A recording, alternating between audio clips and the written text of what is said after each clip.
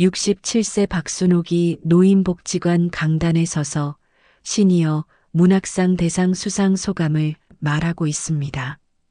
객석에는 눈물을 훔치는 딸 미영의 모습이 보입니다.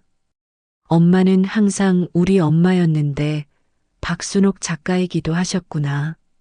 하지만 이 감동적인 순간까지 오기까지 순옥은 어떤 일들을 겪어야 했을까요? 가족에게서조차 존중받지 못하던 한 노인이 어떻게 자신의 존재 가치를 되찾게 되었을까요? 오늘은 나이 들어서도 포기하지 않은 한 여성의 이야기를 들려드리겠습니다. 이런 감동적인 이야기들을 계속 들려드릴 수 있도록 구독과 좋아요도 부탁드려요. 저는 박순옥이라고 해요. 올해로 67세가 되었고 7년 전까지 서울 강서구에 있는 고등학교에서 국어를 가르쳤어요. 남편이 세상을 떠난 지 3년이 지나서야 딸 미영이 함께 살자고 제안했죠. 엄마, 혼자 계시니까 걱정돼요. 우리 집으로 오세요. 미영의 제안에 마음이 따뜻해졌어요. 42세가 된 딸이 엄마를 걱정해주는 마음이 고마웠거든요. 서초동 아파트는 32평으로 깔끔했고 회계사인 사위 준호도 예의 바르게 맞아주었어요. 중학교 2학년인 손녀 서연이는 바쁜 학원 스케줄 때문에 인사만 간단히 하고 방으로 들어갔지만요. 이사 첫날 저는 평생 모은 책들을 상자에 담아 가져왔어요. 문학 전집 50여 권, 시집들, 그리고 교직 생활 40년 동안 모은 수업 자료들까지. 제가 가져온 책 상자 15개를 보며 미영이 눈썹을 찌푸렸어요. 엄마, 책이 이렇게 많아요? 여기 공간이 넓지 않은데. 베란다 창고에 좀 넣어두시면 어때요? 아, 미안해. 좀 정리할게. 사실 그 책들은 저에게 소중한 것들이었어요. 특히 책상자 맨 아래 깔려있던 낡은 서류 봉투에는 아무도 모르는 제 비밀이 담겨 있었거든요. 준비해준 작은 방은 6평 남짓했어요. 침대와 작은 옷장, 그리고 간신히 들어간 책상 하나. 짐을 정리하다가 그 서류 봉투를 조심스럽게 꺼냈어요. 50년 전 신인문학상 장려상 수상 증서와 함께 노란 원고지에 빼곡히 써진 미완성 소설이 들어있었죠. 늦은 봄날의 연정이라는 제목의 그 소설은 제가 25살 때 쓰기 시작했던 작품이었어요. 신인문학상을 받았을 때만 해도 꿈이 많았죠. 언젠가는 제대로 된 소설가가 될 거라고 생각했었어요. 하지만 결혼하고 아이를 낳고 살림살이에 쫓기다 보니 어느새 원고는 서랍 깊숙이 묻혀버렸어요. 미영도 모르는, 오직 남편만 알고 있던 제 젊은 시절의 꿈이었어요. 남편은 가끔 순옥아, 그 소설 언제 마저 쓸 거야? 라고 물어보곤 했지만 저는 매번 나중에라며 미뤘어요. 이제는 그 나중에를 영영 함께할 수 없게 되었지만요. 그때 문득 아래층에서 미영과 준호가 대화하는 소리가 들렸어요. 여보, 엄마 책들 너무 많지 않아? 아이 공부 방해될까봐. 그리고 집이 좁아 보여. 조금 정리하시라고 말씀드려봐. 어차피 안 보시는 책들도 많을 텐데. 저는 조용히 서랍을 닫았어요. 수상 증서 위에 미완성 소설 원고를 덮어두면서 마음 한편이 서늘해졌어요. 책들이 방해된다는 말이 가슴에 박혔거든요. 그날 저녁 식사 시간, 미영이 조심스럽게 말을 꺼냈어요. 엄마, 책들 좀 정리하시는 게 어때요? 오래된 책들은 중고 서점에 파시거나. 응, 그래야겠구나. 너무 많이 가져왔나 보네. 안 보시는 책들 위주로요. 아니면 도서관에 기증하시거나. 준호가 거들었어요. 어머님, 요즘은 전자책도 많이 나와서 편해요. 공간도 안 차지하고. 서연이가 고개를 들더니 말했어요. 할머니, 저희 집에 오신 거 환영해요. 그런데 제 방 옆이라서 혹시 밤에 너무 시끄럽지 않게 해주실 수 있어요? 그럼 물론이지. 할머니가 조심할게. 모두의 시선이 조심스러웠어요. 환영한다는 말들이지만 어딘가 부담스러워하는 기색이 느껴졌어요. 그날 밤 늦게 모두가 잠든 후 거실 컴퓨터 앞에 앉았어요. 인터넷 문화 커뮤니티 우리 글사랑에 접속해서 봄날의 선생님이라는 제 필명으로 로그인했어요. 이 사이트에서 활동한 지도 벌써 2년이 되었네요. 온라인에서만큼은 나이도 상황도 중요하지 않았어요. 그냥 그를 사랑하는 한 사람으로 존재할 수 있었거든요. 여기서 저는 교직에 있으면서 느꼈던 문학에 대한 생각들을 자유롭게 나누고 있었어요. 오늘 새로운 환경에서 첫날을 보냈습니다. 변화가 두렵기도 하지만 또 다른 이야기의 시작일지도 모르겠어요. 나이가 들수록 적응이 쉽지 않네요. 게시글을 올리자마자 댓글들이 하나씩 달리기 시작했어요. 문학 청년 92, 선생님, 새로운 환경은 늘 설레면서도 무섭죠. 응원합니다. 시인의 마음, 변화는 또 다른 창작의 영감이 될 거예요. 선생님 글 항상 잘 보고 있어요. 책 읽는 밤, 나이는 숫자일 뿐이에요. 마음이 젊으면 언제든 새로운 시작이 가능하다고 생각해요. 따뜻한 댓글들을 보며 마음이 한결 편해졌어요. 이곳 사람들에게 저는 봄날의 선생님이었어요. 67세 과부도 딸내 집에 얹혀 사는 할머니도 아닌 그냥 그를 사랑하는 한 사람으로요. 키보드를 두드리며 조용히 미소 지었어요. 적어도 여기서만큼은 제가 제 자신일 수 있으니까요. 서랍 속에 잠든 미완성 소설을 떠올리며 혼잣말했어요. 언젠가는 다시 쓸 수 있을까? 새벽 1시가 넘어서야 컴퓨터를 끄고 방으로 돌아왔어요. 침대에 누우면서 창밖을 내다봤어요. 서초동의 불빛들이 반짝이고 있었어요. 남편과 함께 살던 강서구의 조용한 주택가와는 사뭇 다른 풍경이었어요. 자기야, 내가 여기서 잘 적응할 수 있을까? 남편에게 속삭이듯 중얼거렸어요. 대답은 없었지만 어딘가에서 남편이 괜찮을 거야, 순호가라고 말해주는 것 같았어요. 새 생활이 시작된 지 한 달이 지나자 작은 불편함들이 하나씩 생기기 시작했어요. 처음엔 서로 적응하는 과정이라고 생각했는데 점점 패턴이 보이더라고요. 가장 먼저 문제가 된 건 서연이의 독서 감상문 때문이었어요.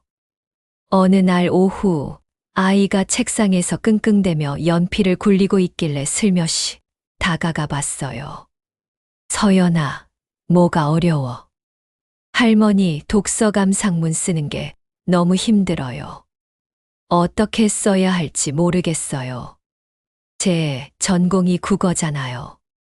40년 동안 수없이 많은 아이들의 감상문을 지도해왔는데 이런 건 정말 쉬운 일이었어요. 할머니가 도와줄까? 어떤 책 읽었는지 보자. 서연이가 읽은 책은 별주부전이었어요. 아이와 함께 앉아서 이야기의 주제의식과 등장인물의 성격, 그리고 현대적 의미에 대해 차근차근 이야기해 주었어요. 서연이의 눈빛이 점점 반짝이더니 자신만의 생각을 표현하기 시작했어요. 할머니 정말 재미있어요. 처음엔 그냥 옛날 이야기인 줄 알았는데 이렇게 깊은 뜻이 있는 줄 몰랐어요. 그래, 문학은 다 그런 거야. 겉으로 보이는 것보다 속에 담긴 의미가 더 소중한 거지. 2시간 동안 함께 고민한 끝에 정말 좋은 감상문이 완성되었어요. 아이만의 순수한 시각과 제가 다듬어준 표현이 어우러져서 중학생 수준을 넘어서는 완성도 있는 글이 되었죠. 할머니 정말 고마워요. 이렇게 쓰니까 재미있네요. 서연이가 환한 미소를 지으며 고마워하는 모습을 보니 교직에 있던 시절이 그리워졌어요. 아이들과 함께 문학의 세계를 탐험하던 그 즐거움을 다시 느낄 수 있어서 행복했어요. 그런데 미영이 퇴근해서 서연이의 감상문을 보더니 얼굴을 찌푸렸어요. 서연아, 이거 누가 도와준 거야? 할머니가 도와주셔서 이렇게 잘 쓸 수 있었어요. 엄마. 미영이 저를 따로 부르더니 조심스럽게 말했어요. 엄마, 요즘은 교육 방식이 많이 달라졌어요. 너무 잘 쓰면 오히려 선생님한테 지적받아요. 아이 수준에 안 맞는다고. 아, 그래? 미안해. 옛날 방식으로 가르쳤나 보네. 그리고 이렇게 문어체적이고 어려운 표현들. 요즘 아이들은 이런 식으로 안 써요. 서연이 혼자 쓴 티가 전혀 안 나잖아요. 마음이 복잡했어요.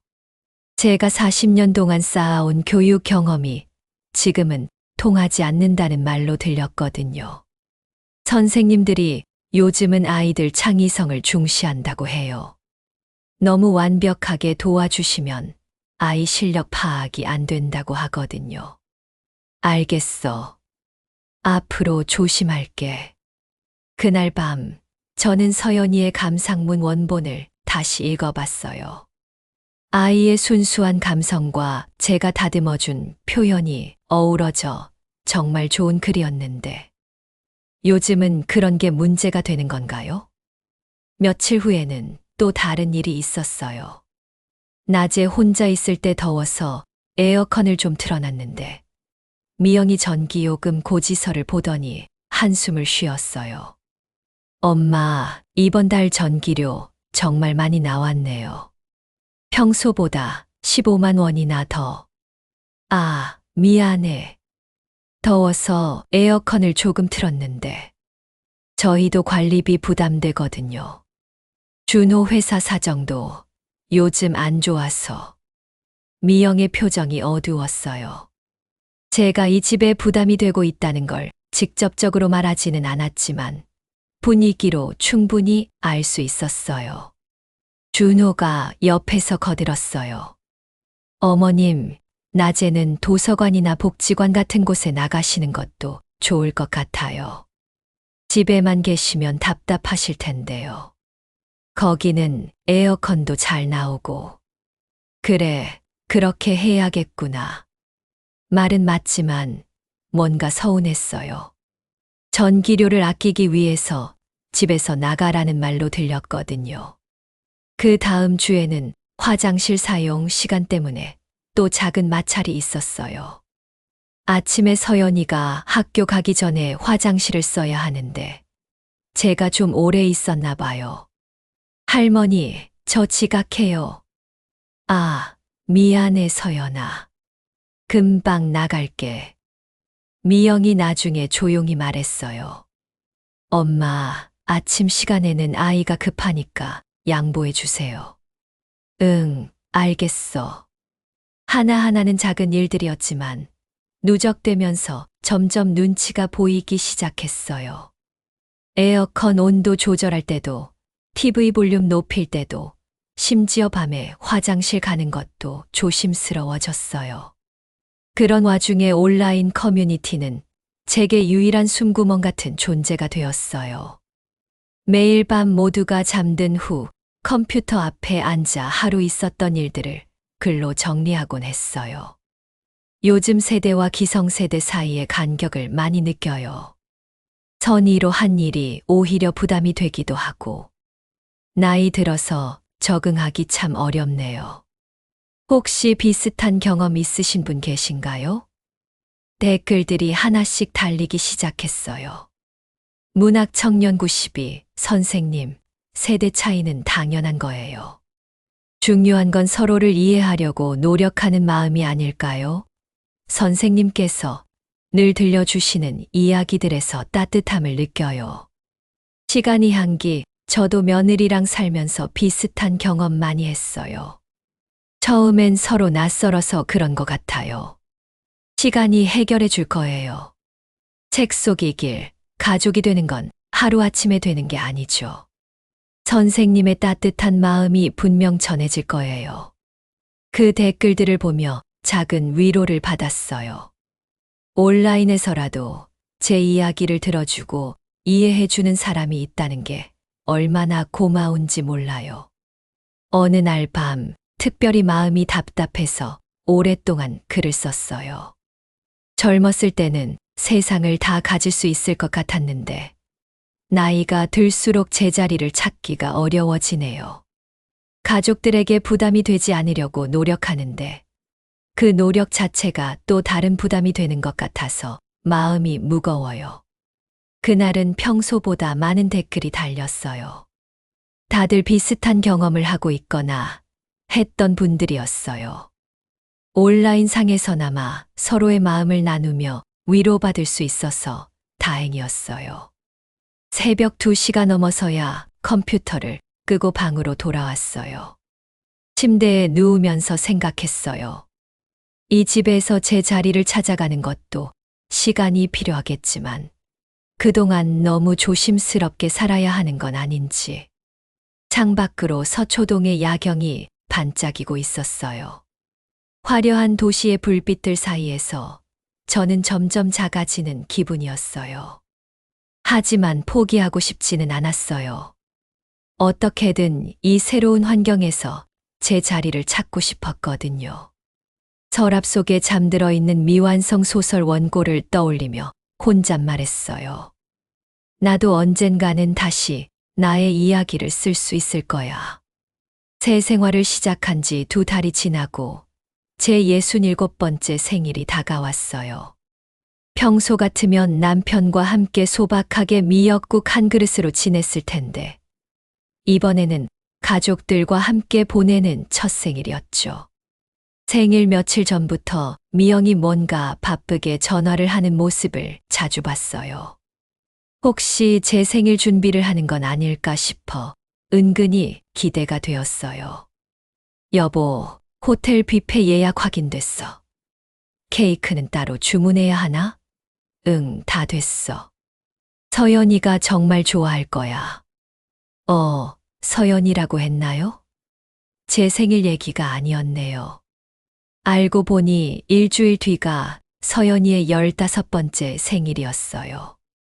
미영이 한 달 전부터 계획을 세워서 강남의 유명한 호텔 뷔페를 예약해뒀다고 하더라고요. 제 생일 당일 아침에 일어나니 거실이 조용했어요. 미영은 일찍 회사에 나갔고 준호도 출근길에 나서고 있었어요. 어머님, 생일 축하드려요. 저녁에 간단히 축하해 드릴게요. 준호가 현관에서 인사를 하고 나갔어요. 서연이는 아침 일찍 학원에 가야 한다며 바쁘게 나가면서 할머니, 생일 축하해요. 라고 짧게 인사했어요. 혼자 남은 집에서 간단히 미역국을 끓여 먹었어요. 남편이 살아있었다면 아침부터 순호가 생일 축하해. 건강해서 다행이야 라며 따뜻하게 말해줬을 텐데. 빈 식탁을 바라보니 문득 쓸쓸했어요. 오후에 미영이 퇴근하면서 작은 케이크를 사왔어요. 편의점에서 파는 개인용 크기의 케이크였어요. 엄마, 생일 축하해요. 시간이 없어서 간단한 걸로만. 고마워, 미영아. 이것만으로도 충분해. 저녁은 평소와 다를 바 없는 일반적인 식사였어요. 김치찌개와 간단한 반찬들. 케이크에 초 하나를 꽂고 불을 켜서 소원을 빌었어요. 가족들과 잘 지낼 수 있게 해주세요. 그렇게 조용히 제 생일이 지나갔어요. 특별할 것도 화려할 것도 없었지만 나름대로 의미 있는 시간이었다고 생각했어요. 그런데 일주일 후 서연이 생일은 정말 달랐어요. 아침부터 집안이 술렁였어요. 미영이 휴가를 내고 준호도 오후 반차를 썼어요. 서연이는 새 원피스를 입고 완전히 들뜬 모습이었어요. 엄마, 케이크는 몇 호로 주문했어? 3호로 했어. 딸기 케이크로. 내가 좋아하는 걸로. 호텔 뷔페는 정말 화려했어요. 롯데호텔 38층 레스토랑이었는데 한강이 내려다 보이는 전망이 아름다웠어요. 뷔페 요금만 1인당 12만 원이었어요. 서연이가 눈을 반짝이며 이것저것 가져다 먹는 모습을 보니 저도 덩달아 기분이 좋아졌어요. 아이가 행복해하니까 할머니로서 뿌듯했거든요. 케이크도 정말 컸어요. 3호 케이크에 서연이 15번째 생일 축하해라는 초콜릿 글씨와 함께 딸기가 예쁘게 장식되어 있었어요. 초 15개를 켜고 다 같이 생일 축하 노래를 불렀어요. 우리 서연이 소원 빌어봐. 서연이가 눈을 감고 소원을 빈 다음 구우하고 초를 껐어요. 모두가 박수를 치며 웃었어요. 할머니, 제가 소원 빌 때 할머니 생각도 했어요. 정말 고마워, 서연아. 하지만 마음 한구석에서는 묘한 서운함이 올라왔어요. 똑같은 가족인데 생일 대우가 이렇게 다를 수 있나 싶어서요. 제 생일에는 편의점 케이크 하나였는데 서연이 생일에는 호텔 뷔페와 3호 케이크라니. 물론 손녀 생일을 크게 챙기는 게 나쁘다는 건 아니에요. 저도 서연이가 행복해하는 걸 보니 좋았거든요. 하지만 조금은, 정말 조금은 서운했어요. 그날 밤 호텔에서 돌아와서 미영이 말했어요. 엄마, 서연이 선물도 준비했는데 도와주실 수 있어요? 무슨 선물? 태블릿이요. 온라인 수업도 들어야 하고 학습용으로 필요해서요. 근데 좀 비싸서. 가격을 들어보니 78만 원이었어요. 적지 않은 금액이었죠. 할머니가 얼마나 도와주실래요? 30만 원 정도. 네, 감사해요, 엄마.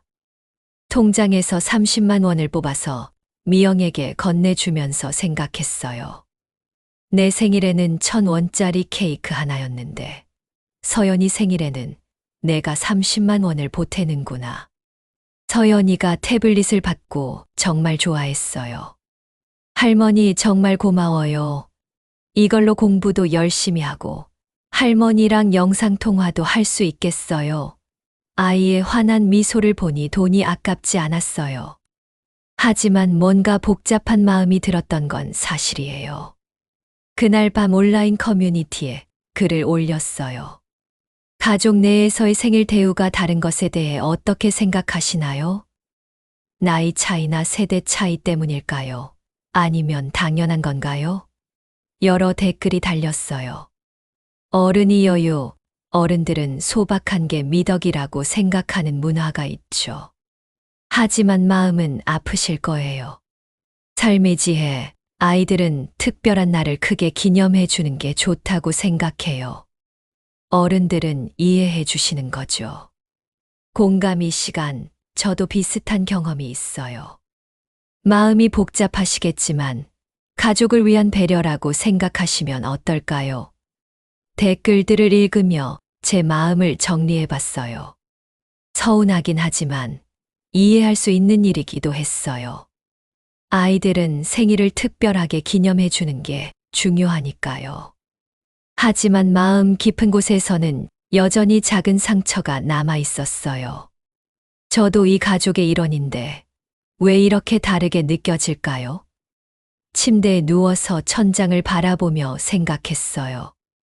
나이가 들수록 기대치를 낮춰야 하는 건가? 아니면 제가 너무 예민한 걸까? 창밖으로 서초동의 야경이 보였어요. 남편과 함께 보냈던 소박했지만 따뜻했던 생일들이 그리워졌어요. 물질적으로는 풍요롭지 않았지만 마음만큼은 충만했던 그 시절이요. 서랍에서 남편 사진을 꺼내 보았어요. 자기야, 나 너무 욕심이 많은 걸까? 가족들이 잘해주는 것만으로도 감사해야 하는 거 맞지? 대답은 없었지만 남편이라면 순호가 내 마음도 소중해. 서운할 수 있어 라고 말해줬을 것 같았어요.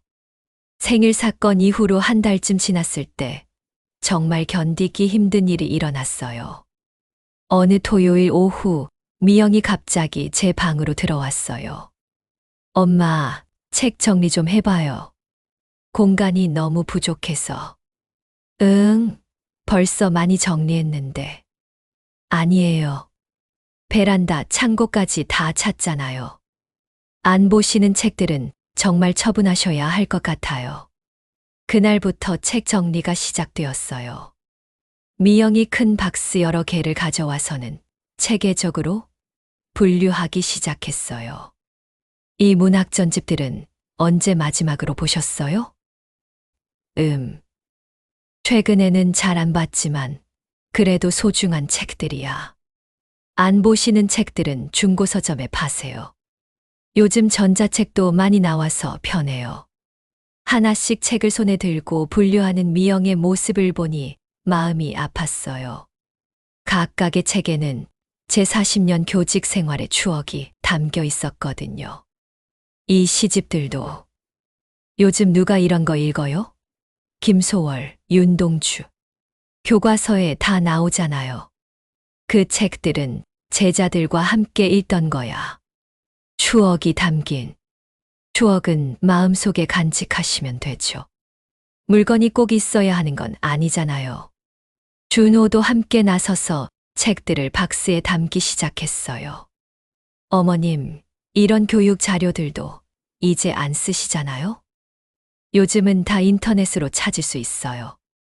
제가 밤을 새워가며 만들었던 수업 자료들, 학생들과 함께 읽었던 소설들, 문학 관련 논문들까지 모든 게 불필요한 것으로 분류되고 있었어요. 가장 충격적인 순간은 미영이 서랍 깊숙한 곳에서 그 노란 봉투를 꺼냈을 때였어요. 엄마, 이건 뭐예요? 손이 덜덜 떨렸어요. 50년 전 신인문학상 수상 증서와 미완성 소설 원고가 들어있는 봉투였거든요. 아, 그건 옛날 일이야. 미영이 봉투를 열어보더니 수상 증서를 꺼내 들었어요. 어머, 엄마가 상도 받으셨네요? 신인문학상. 1974년이라고 되어 있네요. 이런 일도 있었구나. 그 순간 제 심장이 쿵 하고 내려앉았어요. 평생의 자랑이었던 그 상을 미영은 그냥 옛날 일 정도로 여기고 있었어요. 이 원고는 뭐예요? 손으로 쓴 소설인가요? 응. 그때 쓰다가 만 소설이야. 아, 그렇구나. 옛날에는 다 손으로 썼죠. 지금은 컴퓨터로 하는데. 추억이네요. 미영의 반응이 너무 담담했어요. 제게는 인생의 전환점이었던 그 상이 딸에게는 그냥 추억거리 정도였던 거예요. 이런 것들도 정리하시는 게 어때요? 옛날 일이니까. 아니야, 그건 안 돼. 제가 갑자기 목소리를 높이자 미영이 놀란 표정을 지었어요. 엄마, 왜 그러세요? 그냥 추억이잖아요. 추억이 아니야. 그건 내가 누구인지 보여주는 거야. 엄마는 우리 엄마잖아요. 그리고 40년 동안 훌륭한 선생님이셨고요. 이런 옛날 상장이 뭐가 중요해요? 그 말을 듣는 순간 가슴이 무너지는 기분이었어요. 제가 평생 숨겨온 자랑스러운 비밀이 딸에게는 정리해야 할 옛날 물건 정도의 의미밖에 없다는 걸 깨달았거든요. 좋아, 알겠어. 다 정리할게. 엄마, 화내지 마세요. 공간이 좁아서 그런 거예요. 그날 하루 종일 책 정리를 했어요. 40년간 모은 책들 중 절반 이상이 중고 서점행 박스에 들어갔어요. 문학 전집, 시집, 수업 자료, 학술 서적까지. 가장 마음 아픈 건 제자들이 써준 편지들과 감사 카드들까지 정리 대상이 된 거였어요. 엄마, 이런 편지들도. 사람 이름도 기억 안 나시잖아요? 기억나. 다 기억나. 하지만 미영의 손에서 편지들은 이미 쓰레기 봉투로 향하고 있었어요. 저녁 무렵 정리가 끝나고 나니 제 방이 텅 비어버렸어요. 책장은 거의 비었고 40년 교직 생활의 흔적들은 대부분 사라져 버렸어요. 엄마, 이제 훨씬 깔끔하죠. 공기 순환도 잘 되고. 미영이 만족스러운 표정으로 말했지만 저는 아무 말도 할 수 없었어요. 그날 밤 혼자 방에 앉아서 남은 몇 권의 책을 바라봤어요. 그나마 미영이 이건 가지고 계셔도 될 것 같아요 라고 허락해 준 책들이었어요. 책상 위에는 신인문학상 수상 증서와 미완성 소설 원고만 덩그러니 놓여 있었어요. 미영이 추억으로 하나 정도는 남겨두세요라며 준 것들이었죠. 추억. 그 말이 계속 귀에 맴돌았어요. 제게는 인생의 증표였던 것들이 딸에게는 그냥 추억이었다니. 온라인 커뮤니티에 글을 올리려고 컴퓨터를 켰어요. 하지만 뭐라고 써야 할지 모르겠더라고요. 오늘 제 인생의 흔적들이 대부분 사라졌습니다. 이렇게 쓰다가 지웠어요. 너무 비관적으로 들릴 것 같아서요. 가족과 함께 살려면 많은 것을 포기해야 한다는 걸 배웠습니다. 이것도 지웠어요. 원망하는 것처럼 들릴까봐요. 결국 짧게 썼어요. 정리하는 것도 인생의 한 과정이겠죠. 하지만 쉽지 않네요. 댓글들이 달렸지만 평소보다 힘이 없었어요.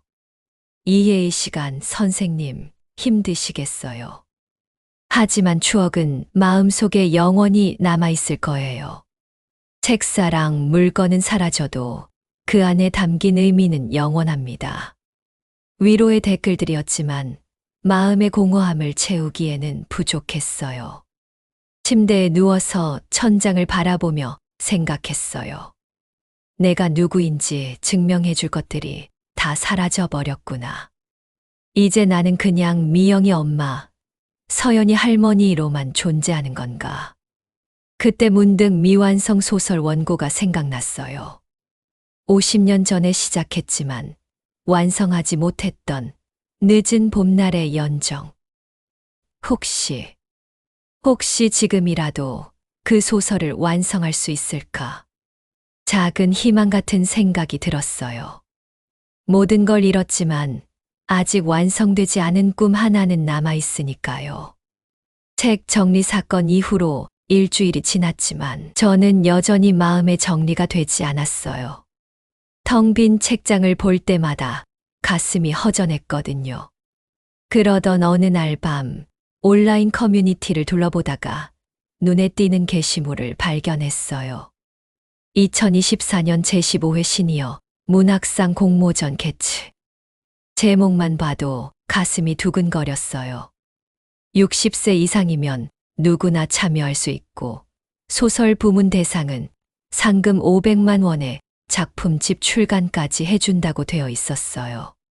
마감 2024년 11월 30일, 원고지 200매 이내. 11월 30일이면 아직 석 달이 남았네요. 손끝이 떨리면서 설렜어요. 댓글들을 읽어봤어요.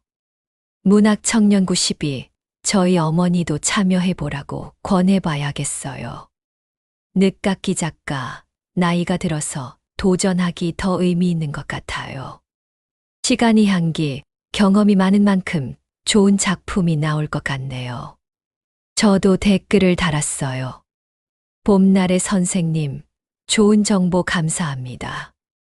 오랫동안 미뤄둔 작품이 있는데 이참에 완성해볼까 합니다. 문학청년구 12, 선생님도 참여하시는군요. 응원할게요. 그날 밤 잠이 오지 않았어요. 50년 동안 서랍에 잠들어 있던 늦은 봄날의 연정을 다시 꺼내 읽어봤어요. 25살 박순옥이 쓴 이야기는 한 여교사의 사랑과 꿈에 관한 내용이었어요. 주인공은 시골 학교에서 아이들을 가르치면서 문학에 대한 꿈을 키워가는 여성이었죠. 하지만 현실과 이상 사이에서 고민하다가 거기서 멈춰 있었어요. 그때는 어떻게 끝낼지 몰랐는데 이제는 알 것 같아. 67세가 된 지금의 제가 25세 때의 이야기를 완성할 수 있을 것 같았어요. 인생의 끝자락에서 바라본 사랑과 꿈의 의미를 더할 수 있을 테니까요. 다음 날부터 본격적인 준비에 들어갔어요. 낮에 가족들이 없을 때 조용히 원고를 다시 써보기 시작했어요. 첫 번째 문제는 손목이었어요. 50년 전처럼 손으로 쓰려니 금방 아프더라고요. 그래서 컴퓨터로 타이핑하기로 했어요. 다행히 온라인 커뮤니티 활동을 하면서 타이핑은 어느 정도 익숙해져 있었거든요. 두 번째 문제는 시간이었어요. 가족들 눈치를 보지 않고 글을 쓸 수 있는 시간이 필요했어요. 새벽과 늦은 밤이 유일한 기회였죠. 세 번째 문제는 용기였어요. 정말 내가 이 나이에 소설을 완성할 수 있을까? 공모전에서 좋은 결과를 얻을 수 있을까? 하는 의구심이 계속 들었거든요. 하지만 포기하고 싶지 않았어요. 책들을 읽고 나서 깨달은 게 있었어요. 물건은 사라질 수 있지만 제 안에 있는 이야기는 아무도 빼앗아 갈 수 없다는 걸요. 며칠 후 미영이 퇴근하면서 이상한 말을 했어요. 엄마, 요즘 밤늦게 뭐 하세요? 컴퓨터 소리 들리던데. 아, 그냥 인터넷 좀 보고 있어. 너무 늦게까지 하지 마세요. 전기료도 나오고 서연이 공부에 방해될 수 있어요. 또 전기료 얘기가 나오네요. 하지만 이번에는 굽히고 싶지 않았어요. 알겠어. 조심할게. 그날부터 더욱 조용히, 더욱 조심스럽게 글을 쓰기 시작했어요. 키보드 소리가 나지 않도록 부드럽게 타이핑하고 모니터 밝기도 최대한 낮췄어요. 늦은 봄날의 연정의 주인공 영희는 25살 시골 교사였어요. 문학을 사랑하지만 현실적인 결혼 압박 속에서 고민하는 여성이었죠. 50년 전에 저는 영희를 어떻게 결말 지을지 몰라 미뤄두었지만 지금의 저는 알 것 같았어요. 영희는 결국 자신의 선택을 해야 했어요. 현실에 안주할 것인가, 꿈을 향해 모험을 할 것인가. 매일 새벽 5시에 일어나서 1시간씩 썼어요. 가족들이 일어나기 전 고요한 시간이 제게는 가장 소중했어요. 글을 쓸 때만큼은 67세 할머니가 아니라 이야기를 만들어가는 작가가 된 기분이었거든요. 한 달이 지나자 원고가 제법 늘어났어요. 원래 50매였던 원고가 120매가 되었어요. 남은 기간 동안 200매까지 완성할 수 있을 것 같았어요. 그런데 어느 날 준호가 이상한 말을 했어요. 어머님, 혹시 새벽에 일찍 일어나세요? 화장실 물 내리는 소리가 들리던데. 아, 미안해. 나이 들어서 잠이 없나 봐. 아니, 그런 게 아니라. 괜찮아요. 그런데 너무 일찍 일어나시면 건강에 안 좋을 텐데요. 가족들이 제 패턴을 눈치채기 시작한 것 같았어요. 더 조심해야겠다고 생각했어요. 그러던 중에 온라인 커뮤니티에서 반가운 소식을 들었어요. 문학청년구 12, 봄날의 선생님, 작품 진행 어떠세요? 봄날의 선생님, 절반 정도 완성했습니다. 생각보다 재미있네요. 시간이 향기 대단하세요. 응원합니다. 늦깎이 작가, 저도 참여하기로 했어요. 서로 힘내요. 온라인에서라도 격려받고 응원받는 기분이 좋았어요. 혼자서는 포기했을지도 모르는데 함께하는 사람들이 있다는 게 큰 힘이 되었거든요. 그런데 어느 날 밤 예상치 못한 일이 벌어졌어요. 새벽 2시쯤 글을 쓰고 있는데 갑자기 미영이 거실로 나왔어요. 엄마, 지금 뭐 해요? 깜짝 놀라서 급하게 화면을 내렸어요. 아, 잠이 안 와서. 이렇게 늦게까지 컴퓨터를 하시면 안 돼요. 건강에도 안 좋고 전기료도 나오고. 미안해. 금방 끝낼게. 지금 당장 끄세요. 내일 얘기해요. 그날 밤 잠을 이루지 못했어요. 미영이 제 활동을 제재하려는 건 아닐까 걱정이 되었거든요. 다음 날 아침 예상대로 미영이 진지하게 말했어요. 엄마, 밤늦게 컴퓨터 하는 거 중단하세요. 왜? 건강에 안 좋아요. 그리고 전기료도 부담되고. 낮에 하시면 안 되나요? 낮에는 집중이 안 돼. 뭘 그렇게 중요하게 하시는데요? 순간 말이 막혔어요. 소설을 쓰고 있다고 말하면 그런 쓸데없는 일이라고 할까봐 두려웠거든요. 그냥 인터넷 좀 보고 있어. 인터넷은 낮에도 볼 수 있잖아요. 결국 밤늦은 컴퓨터 사용을 중단하기로 약속했어요. 하지만 포기할 수는 없었어요. 다른 방법을 찾아야 했어요. 그때 생각난 게 동네 도서관이었어요. 걸어서 15분 거리에 서초구립 도서관이 있었거든요. 거기서 글을 써도 되겠다 싶었어요. 다음 날부터 도서관 다니기를 시작했어요. 어디 가세요? 도서관에 좀 다녀올게. 좋은 생각이에요. 집에만 계시지 말고 나가시는 게 좋아요. 미영이 오히려 좋아했어요. 제가 집을 비워주니까 더 편한 것 같더라고요. 도서관은 조용하고 좋았어요. 노트북을 빌려주는 서비스도 있어서 정말 편했어요. 오전 10시부터 오후 4시까지 6시간 동안 온전히 제 시간을 가질 수 있었어요. 도서관에서 글을 쓰면서 생각했어요. 이런 식으로라도 제 꿈을 이뤄나갈 수 있다면 이 정도 불편함은 감수할 수 있다고요. 늦은 봄날의 연정이 점점 완성되어 가면서 저 자신도 조금씩 변해가는 걸 느꼈어요. 단순히 미영이 엄마, 서연이 할머니가 아니라 박순옥이라는 한 개인으로서의 정체성을 되찾아가는 기분이었어요. 도서관에서 글쓰기를 시작한 지 한 달이 지났을 때 예상치 못한 발견을 하게 되었어요. 그날은 평소와 다른 일정이었어요. 미영 가족이 제주도로 2박 3일 여행을 떠나기로 했거든요. 엄마는 어떠세요? 함께 가시겠어요? 미영이 형식적으로 물어봤지만 표정에서 이미 답을 예상하고 있다는 게 보였어요. 아니야, 너희끼리 다녀와. 할머니가 가면 불편할 텐데. 그런 게 아니라 괜찮으시면 함께 가시죠. 정말 괜찮아. 혼자 있는 시간도 필요해.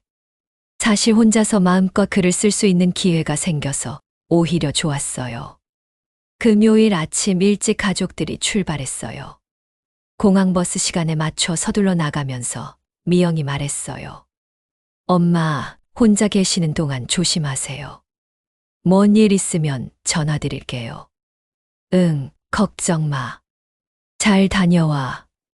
집이 조용해지자 오랜만에 해방감을 느꼈어요. 3일 동안 아무 눈치 안 보고 마음껏 글을 쓸 수 있다는 생각에 설레기까지 했어요. 하지만 첫날 오후 우연히 미영방 앞을 지나다가 들린 소리에 발걸음이 멈췄어요. 미영의 휴대폰이 울리고 있었는데 화면에 부동산 김대리라는 이름이 떠 있었어요. 이상했어요. 왜 부동산에서 전화가 올까요? 설마 이사를 생각하고 있는 건 아니겠죠. 호기심이 생겼지만 남의 방을 함부로 들어갈 수는 없었어요. 하지만 뭔가 불안한 기분이 들었어요. 그날 저녁 집에서 혼자 글을 쓰고 있는데 초인종이 울렸어요. 누구세요? 안녕하세요. 김대리입니다. 오늘 약속 시간에 못 오셔서 부동산 직원이었어요. 미영과 약속이 있었나 봐요. 아, 저희 딸이 여행 가서 없는데요. 아, 그러시구나. 그럼 다음 주에 다시 연락드릴게요. 원룸 전세건 말이에요. 원룸 전세요? 네, 서초동 쪽으로 구해달라고 하셔서. 혹시 모르셨나요? 가슴이 쿵 내려앉았어요. 원룸 전세라니. 설마. 아, 네. 알겠습니다. 부동산 직원이 돌아간 후 저는 한참을 그 자리에 서 있었어요.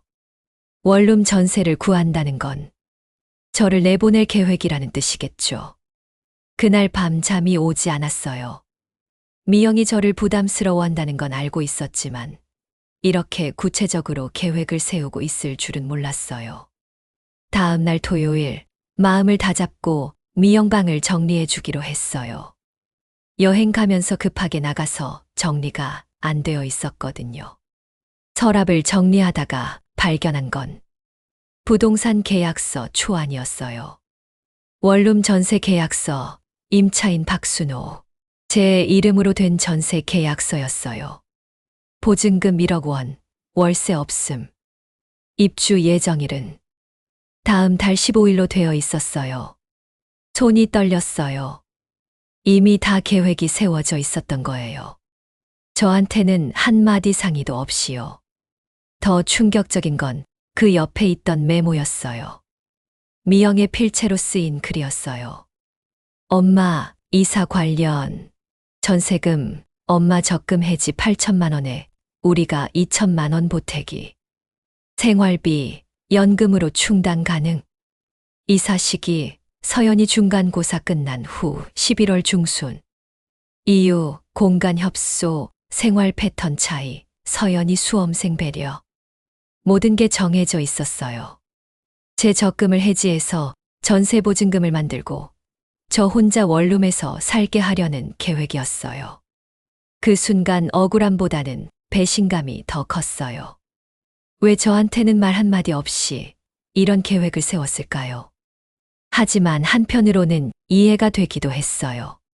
제가 이 집에서 불편을 끼치고 있다는 걸 알고 있었으니까요. 전기료, 공간 문제, 생활 패턴 차이. 다 맞는 말이었어요. 그날 하루 종일 복잡한 마음으로 지냈어요. 화가 나기도 하고 서운하기도 하고 동시에 어떤 해방감 같은 것도 느꼈어요. 저녁에 도서관에서 빌려온 노트북으로 글을 썼어요.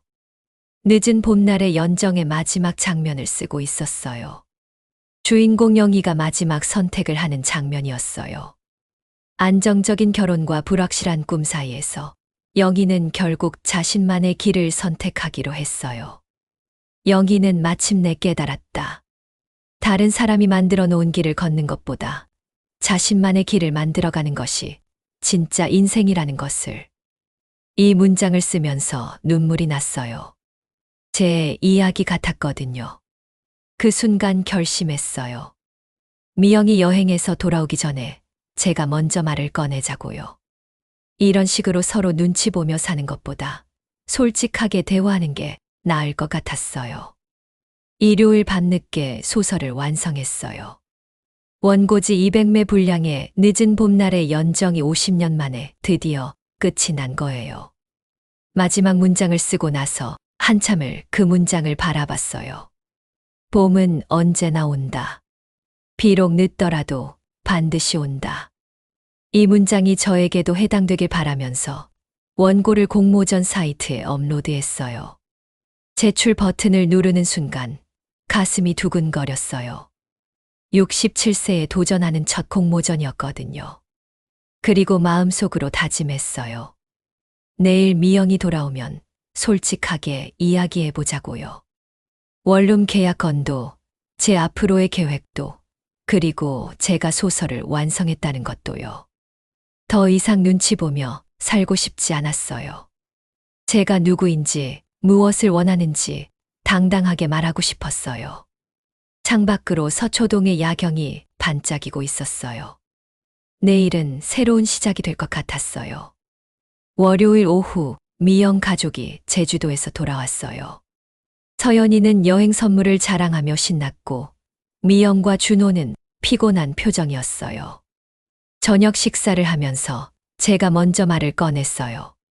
미영아, 할 말이 있어. 원룸 전세 계약건. 알고 있어. 미영의 얼굴이 순간 굳었어요. 준호도 젓가락을 멈췄고요. 엄마, 그게 정말 죄송해요. 먼저 상의 드렸어야 하는데.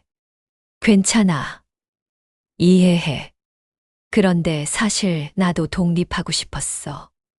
그날 밤 긴 대화를 나눴어요. 서로의 솔직한 마음을 털어놓았죠. 저는 조심스럽게 소설 완성 소식도 전했어요. 50년 전에 시작했던 작품을 완성해서 시니어 문학상에 응모했다고 말이에요.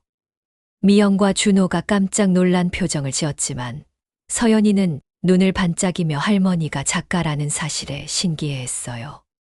이틀 후 저는 서초구청 복지과를 찾아갔어요. 독거노인 주거 지원 프로그램에 대해 문의하려고요. 담당 공무원이 시니어 문화주택이라는 특별한 프로그램을 소개해 주었어요. 비슷한 취미를 가진 어르신들끼리 공동 거주하는 곳이었는데 문학 동아리 활동하시는 분들이 많이 입주해 계신다고 하더라고요. 일주일 후 강남구 도곡동에 있는 시니어 문화주택을 견학 갔어요. 깔끔한 5층 건물이었는데 각 층마다 4개의 원룸이 있고 1층에는 공용 거실과 도서관이 있었어요. 1층 도서관에는 입주민들이 기증한 책들이 가득했어요. 문학 전집부터 시집, 에세이까지 다양했고 매주 목요일마다 문학 모임을 한다고 했어요. 마침 그날이 목요일이어서 모임을 참관할 수 있었어요. 퇴직 국어교사 출신인 김영숙 선생님을 비롯해 비슷한 경험을 가진 분들이 많았어요. 제가 최근에 소설을 완성해서 공모전에 냈다고 하니 모든 분들이 관심을 보이며 따뜻한 격려를 해주셨어요. 그날 저녁 집으로 돌아와서 미영에게 시니어 문화주택으로 가기로 했다고 말했어요. 다음 주에 입주 가능하다고 하니 미영이 너무 빠르다며 걱정했지만 저는 이미 마음의 준비가 끝나 있었어요. 이사 준비를 하면서 가장 먼저 챙긴 건 원고와 수상 증서였어요. 이번에는 아무도 정리 대상이라고 하지 않을 테니까요. 온라인 커뮤니티에도 새로운 출발을 앞두고 있다는 글을 올렸는데 평소 소통하던 분들이 따뜻한 응원 메시지를 보내주었어요. 이사 당일 미영이 눈물을 글썽였어요. 서연이는 할머니가 작가 되시면 사인해달라며 밝게 웃었고요. 짐이 많지 않아서 이사는 금방 끝났어요. 새로운 원룸에서 첫날 밤을 보내면서 창밖으로 도곡동의 조용한 주택가를 바라봤어요. 서초동의 화려한 야경과는 다르지만 훨씬 평온해 보였어요. 책상 위에 원고 사본을 올려두며 혼잣말했어요.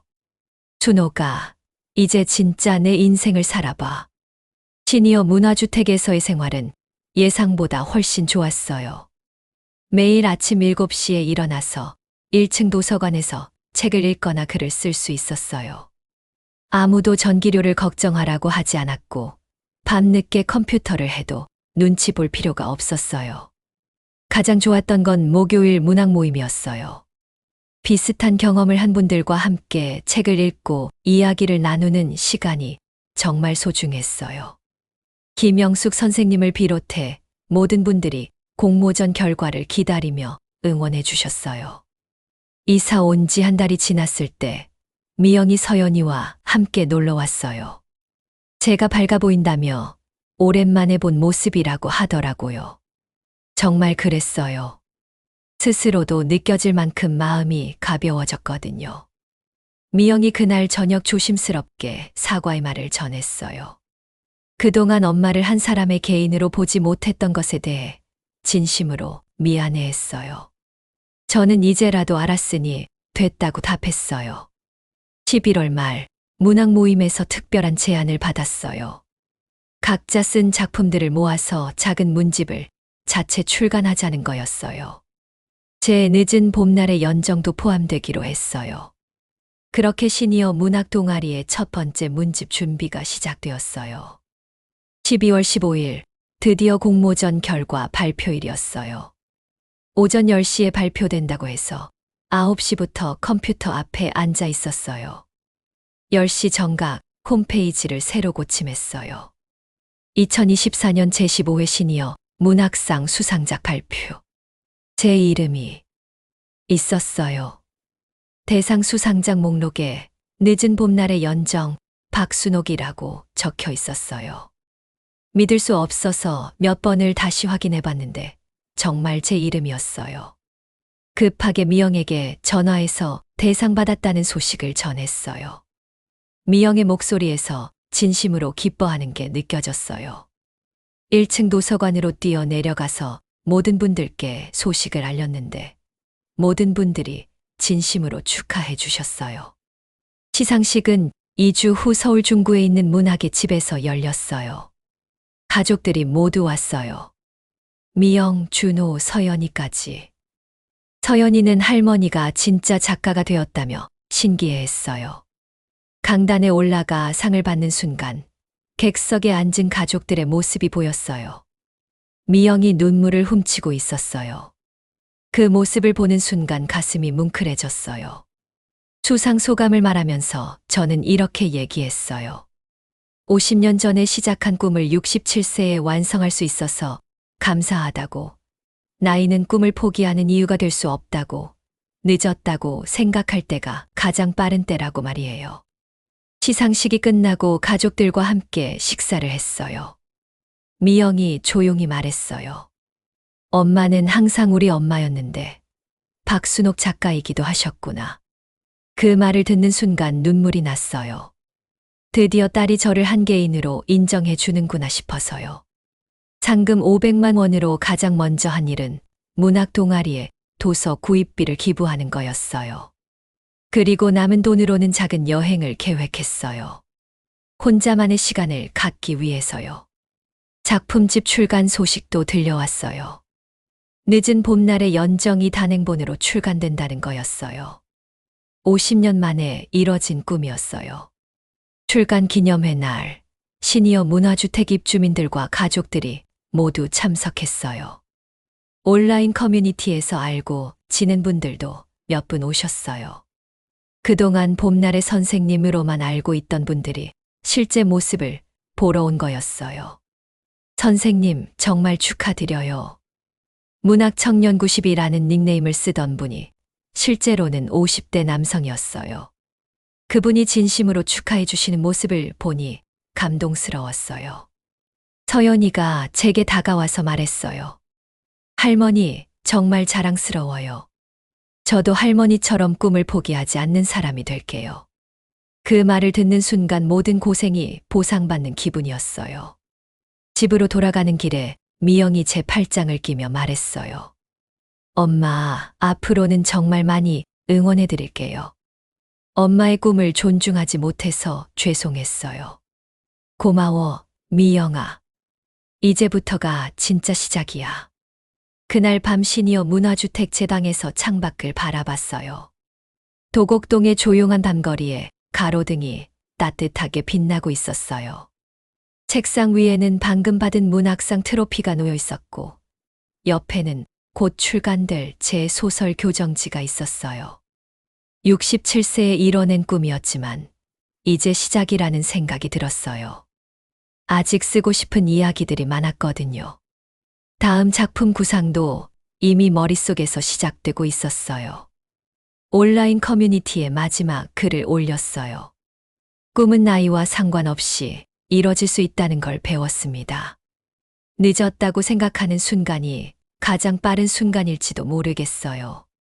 앞으로도 좋은 이야기들로 함께해요. 댓글들이 쏟아졌어요. 모두들 진심으로 축하해주고 응원해주는 메시지들이었어요. 침대에 누워서 천장을 바라보며 남편에게 속삭였어요. 자기야, 해냈어. 우리가 젊었을 때 꿈꿨던 그 일을 드디어 해냈어. 창밖으로 첫눈이 내리기 시작했어요. 하얀 눈송이들이 가로등 불빛에 반짝이며 천천히 내려앉고 있었어요. 겨울이 깊어가고 있었지만 제 마음 속에는 따뜻한 봄이 와 있었어요. 늦었지만 찾아온 제 인생의 봄이었어요. 여러분은 어떻게 생각하시나요? 꿈을 이루기에 너무 늦은 나이란 정말 있을까요? 나이가 들어서도 새로운 도전을 할 수 있는 용기, 그것이 진정한 젊음이 아닐까 생각해 봅니다.